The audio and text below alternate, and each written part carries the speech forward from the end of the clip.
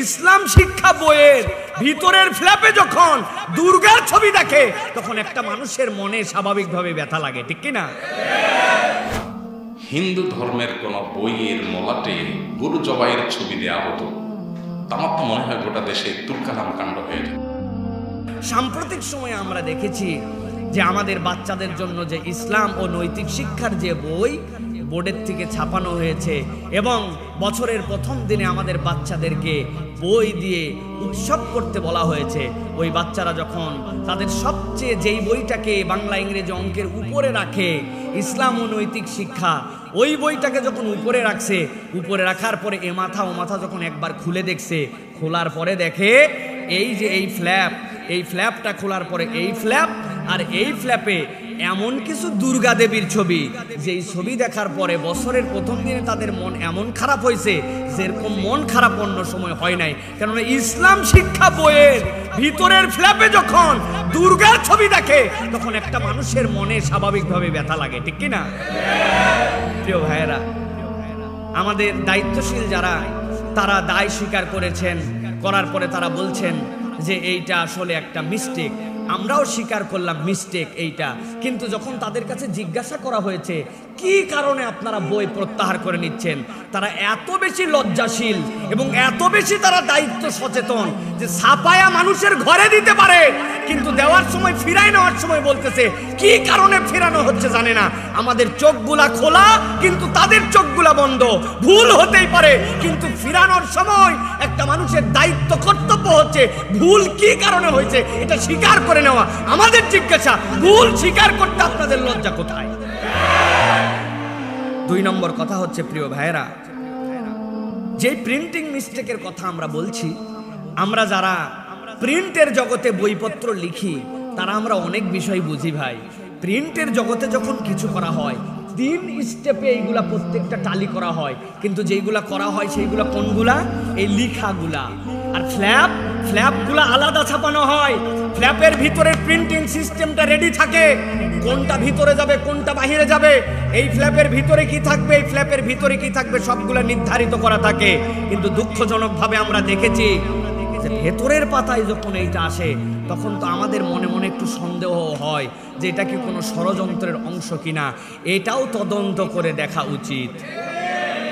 কেননা বাংলা বইয়ে ভুল হয়, হিন্দিতে ভুল হয় না, গণিতে ভুল হয় না, যেটা বাংলাদেশের মুসলমানদের কাছে সেন্টিমেন্টাল আইটেম, কে বা কারা এই ভুলটা করতেছে এটাও কিন্তু আমাদের একটু খতিয়ে দেখা উচিত, ঠিক কিনা? বই ফেরত নিয়ে নিলেন, 10 লক্ষ শিশুর বই ফেরত চলে গেল, সবই মেনে নিলাম। ওই বই নতুন করে আবার ছাপায়া ফ্ল্যাপগুলা দেওয়া হবে, এই টাকাগুলা আসমান থেকে গড়গড়ায় নেমে আসবে, তাই তো?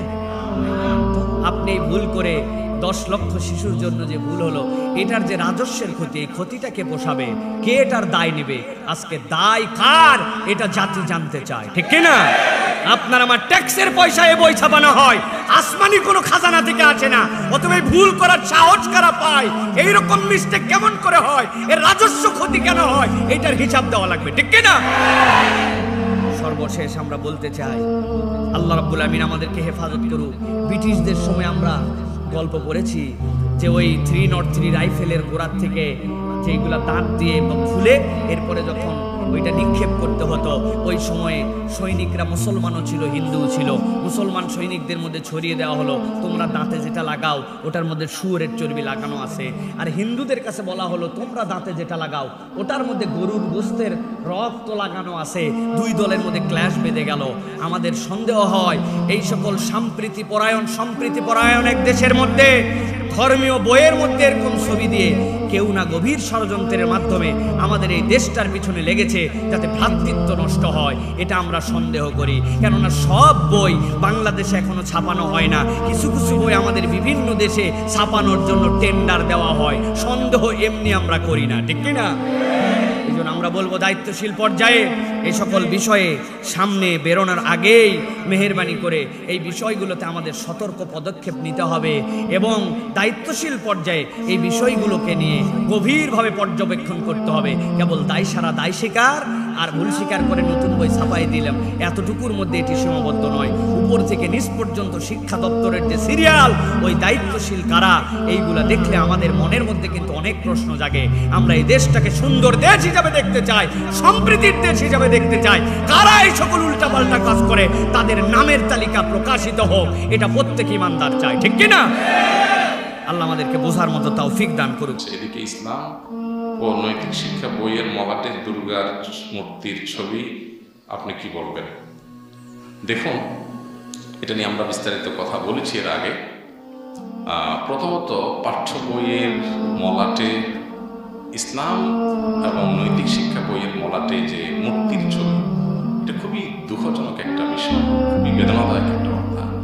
আজকে যদি হিন্দু ধর্মের কোনো বইয়ের মলাটে গরু জবাইয়ের ছবি দেওয়া হতো, আমার তো মনে হয় গোটা দেশে তুলকালাম কাণ্ড হয়ে যেত।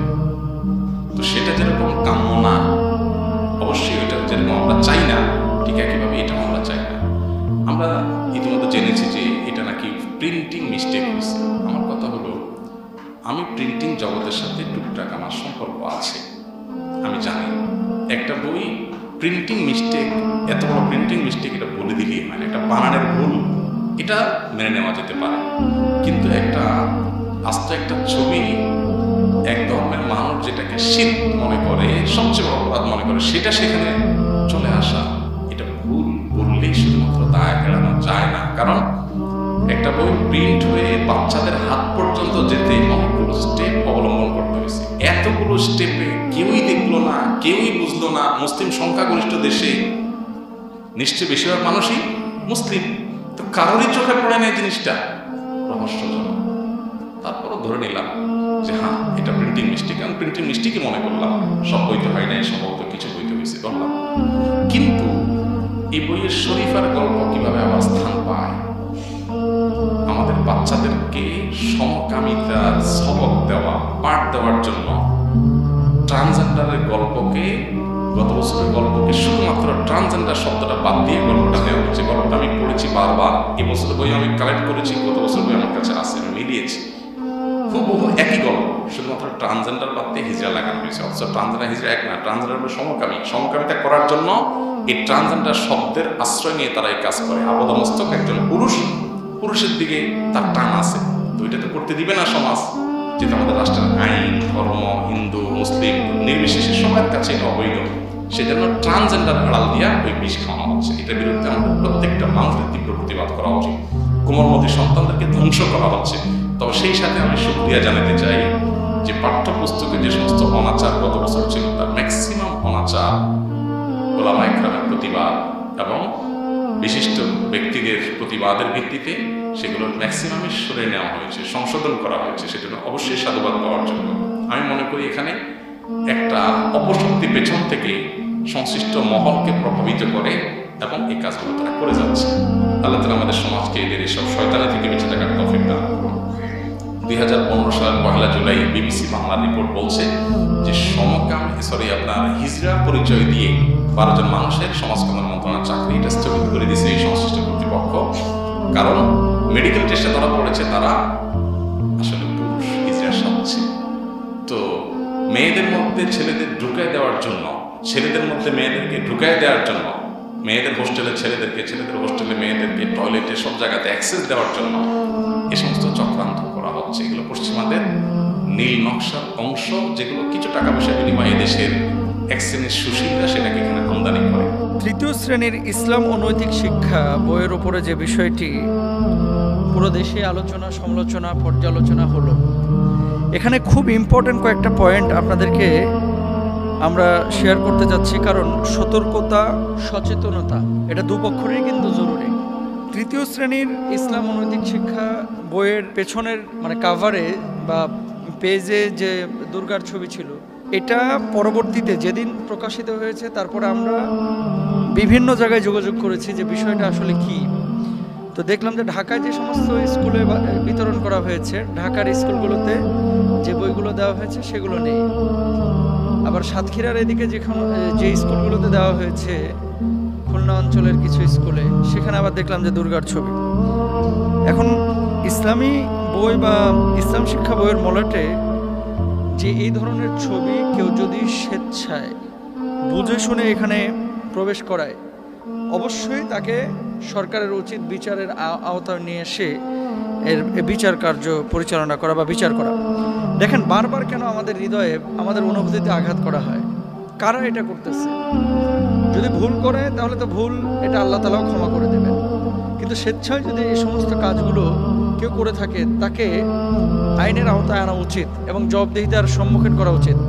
কারণ এদেশের 95% মানুষ মুসলমান, তাদের হৃদয়ের সাথে, তাদের কলিজার সাথে ইসলাম জড়িত। আর বারবার কেন এই জায়গাটাতেই ভুলটা হয়?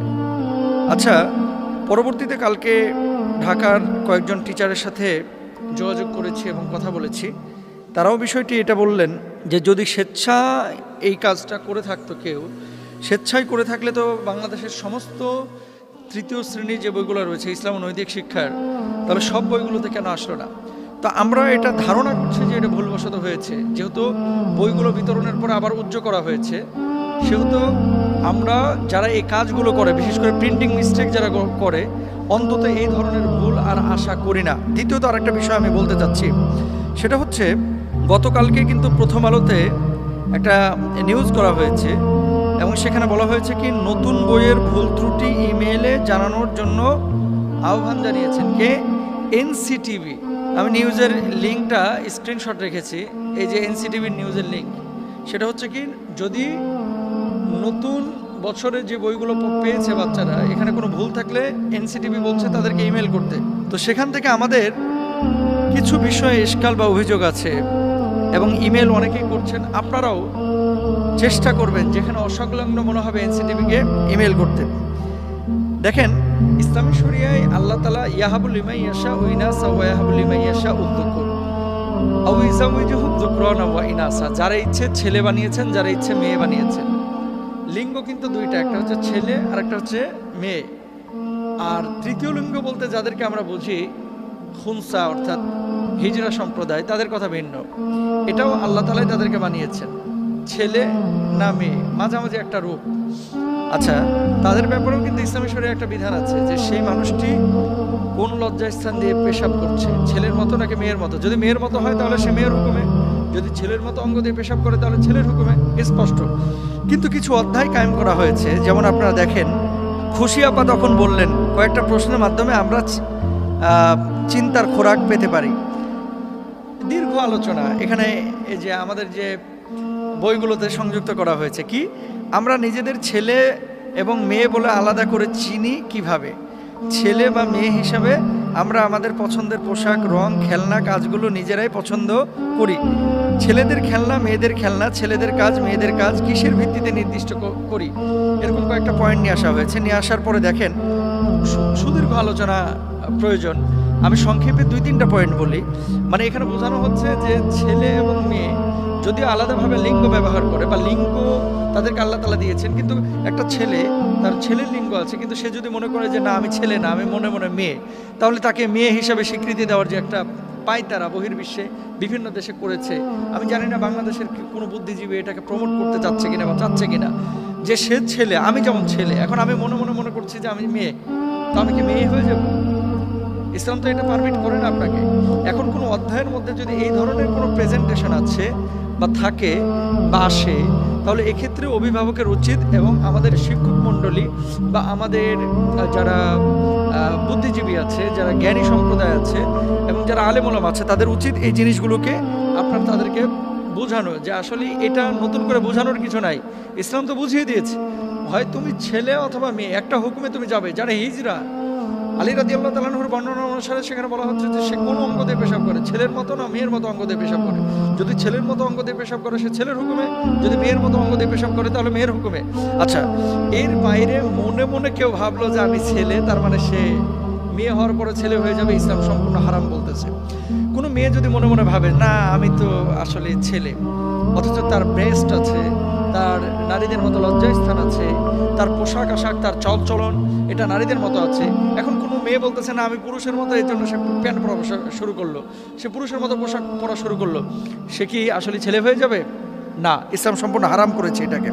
তারপরে দেখেন, খুশিয়া পাখি বলতেছে, এখানে লেখা হয়েছে আমরা চারপাশে দেখে এবং অন্যদের কাছে শুনে জেনেছি যে শারীরিক গঠন একটা নির্দিষ্ট ধরনের হলে সে ছেলে হয়, অন্য আর একটা ধরনের হলে সে মানুষটা মেয়ে হয়। ছেলেদের গলার স্বর মোটা, মেয়েদের গলার স্বর চিকন। মেয়েরা সাজগোজ করে, তাদের লজ্জা বেশি, তাদের মন নরম হয়। সাধারণত ছেলেরা সাজগোজ করে না। আচ্ছা, এবার আপনারা বলেন তো, এই যে পয়েন্টগুলো বললাম যে মেয়েরা সাজগোজ করে, ছেলেরা সাজগোজ করে না, ছেলে এবং মেয়েকে বোঝানোর জন্য কি এটা স্কুলে বা কলেজে নতুন করে পড়ানোর কিছু আছে? তো এখন যারা এগুলো করতেছে, এই জায়গাটায় নৈতিক শিক্ষা, ধর্মীয় শিক্ষা, অন্যান্য আরও অনেক বিষয় কিন্তু কোড করা যাইতো। তো ছেলে এবং মেয়ে ট্রান্সজেন্ডারের যে বিষয়টা এখানে পরোক্ষভাবে এসেছে, আমি বলতেছি না যে সবাই ভুল বুঝবে, কিন্তু অনেক মানুষ আছে যারা এই সমস্ত বিষয়গুলোতে মানে কনফিউশনে পড়ে যাবে। অনেক এরকম বিষয় আছে।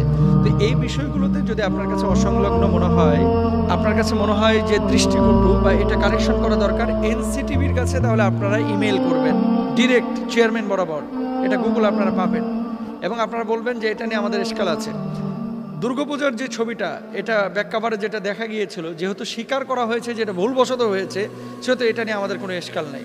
তবে তদন্ত একটা কমিটি করা উচিত, কারণ ট্রেনে আগুন দিলে তদন্ত কমিটি হয়, বাসে ভাঙচুর করলে তদন্ত কমিটি হয়। এই ধরনের ভুলগুলো, এটাকে আসলে প্রিন্টিং মিস্টেক নাকি আমাদের আবেগ নিয়ে কেস টেস্ট করলো যে আসলে মুসলমান এখনো জেগে আছে কিনা, এটারও একটা তদন্ত কমিটি করা উচিত। 2 নম্বর গেল। 3 নম্বর আরেকটা বিষয় দেখেন, ইসলামিক ফাউন্ডেশন থেকে স্বাক্ষরিত একটা বিজ্ঞপ্তি চালু করা হয়েছে। আমি আপনাদেরকে এটা একটু বলে দিই। মোহাম্মদ মহিউদ্দিন মজুমদার পরিচালক, তার স্বাক্ষরিত একটা আপনার বিজ্ঞপ্তি দেওয়া হয়েছে। তিনি লিখেছেন, পাঠ্যপুস্তকে অনিচ্ছাকৃত ভুলের বিষয়ে জনসচেতনতা সৃষ্টির লক্ষ্যে জুমার প্রাক খুতবায় বক্তব্য প্রদান নিশ্চিতকরণ। মানে ইসলামিক ফাউন্ডেশন থেকে বলা হচ্ছে যে এটা ভুলবশত হয়েছে। এখন যেহেতু ইসলামিক ফাউন্ডেশন থেকে বলতেছে, সরকার থেকে বলতেছে, আমাদের একটা দাবি যে যারা এই কাজটা করেছে একটা তদন্ত কমিটি গঠন করা হোক, যে ইচ্ছাই করেছে নাকি অনিচ্ছাই করেছে। যদি ইচ্ছাই করে তাহলে তাদেরকে আইনের আওতায় নেওয়া আসা হবে, আর যদি অনিচ্ছাই করে তাহলে তাদেরকে ক্ষমা করে দেওয়া হবে। তো আসলে এই ধরনের ভুলগুলো আমরা আশা করি না। আল্লাহ তাআলা আমাদেরকে বোঝার তৌফিক দান করুন।